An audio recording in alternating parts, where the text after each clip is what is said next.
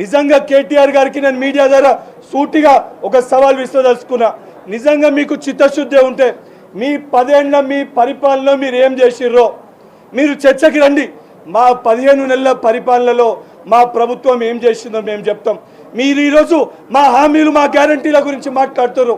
మీ మేనిఫెస్టోలో ఒక హామీ ఉండే, ఒక గ్యారంటీ ఉండే, దానికి ఎటువంటి డబ్బు అవసరం లేకుండే, దానికి రూపాయి ఖర్చు లేకుంటే ఇచ్చే హామీ ఒకటి ఉండే.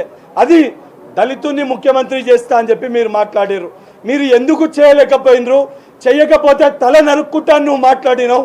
ముందు వాస్తవానికి తెలంగాణ రాష్ట్రంలో ఉన్న దళిత సోదరులకి దానిపైన సమాధానం చెప్పి దాని తర్వాత మీ తండ్రి గారు కానీ నువ్వు మాట్లాడాలని చెప్పి కేటీఆర్ గారికి సూచిస్తున్నా.